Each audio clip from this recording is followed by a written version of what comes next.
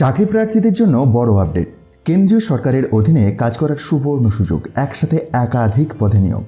সম্প্রতি একটি গুরুত্বপূর্ণ নিয়োগ বিজ্ঞপ্তি প্রকাশ করেছে একটি সরকারি সংস্থা, যেখানে সেন্ট্রাল গভর্নমেন্ট হসপিটালে বিভিন্ন পদে কর্মী নিয়োগ করা হবে। আসুন একে একে বিজ্ঞপ্তি দুটির ডিটেলস দেখে নিই। এই বিজ্ঞপ্তিটির মধ্যে রয়েছে দুটি উচ্চ পদ, প্রকিউরমেন্ট কনসালটেন্ট এবং hospital quality management senior consultant. যোগ্যতা হিসেবে সংশ্লিষ্ট বিষয়ে মাস্টার্স ডিগ্রি চাওয়া হয়েছে, সাথে 7 থেকে 10 বছরের অভিজ্ঞতা এবং কিছু ক্ষেত্রে কমপক্ষে 7 বছর। বিশেষভাবে যাদের government procurement, hospital management, audit বা অ্যাক্রেডিশনের অভিজ্ঞতা আছে, তাদের অগ্রাধিকার দেওয়া হবে। বেতন কিন্তু খুবই আকর্ষণীয়, সর্বোচ্চ প্রায় 2 লক্ষ টাকা প্রতি মাসে কনসলিডেটেড স্যালারি রয়েছে। এবার আসি দ্বিতীয় বড় আপডেটে। এই বিজ্ঞপ্তিতে মোট শূন্য পদের সংখ্যা 28টি।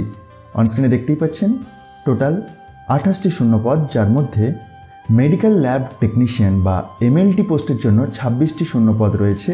আর এসেন্সিয়াল কোয়ালিফিকেশন হিসেবে BSc in medical lab technology from recognised institute চাওয়া হয়েছে এবং 40,710 টাকা বেতন আছে এই নির্দিষ্ট পোস্টের জন্য।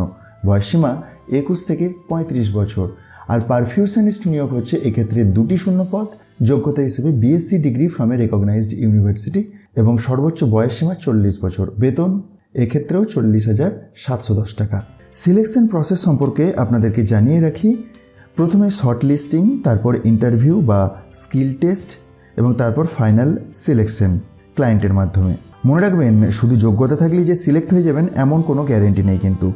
আর খুব গুরুত্বপূর্ণ যে বিষয়টি, আবেদন করতে হবে শুধুমাত্র রেজিস্টার্ড পোস্ট বা স্পিড পোস্ট এর মাধ্যমে। অনলাইনে কিন্তু আবেদন গ্রহণ করা হবে না। হ্যাঁ, একটা আবেদন মূল্যও লাগবে, কিন্তু SC ST বা PWD প্রার্থীদের জন্য কোনো অ্যাপ্লিকেশন মূল্য নেই। তবে অন্যান্য ক্যাটাগরির ক্যান্ডিডেটদের ক্ষেত্রে 295 টাকা অ্যাপ্লিকেশন ফিজ হিসেবে দিতে হবে।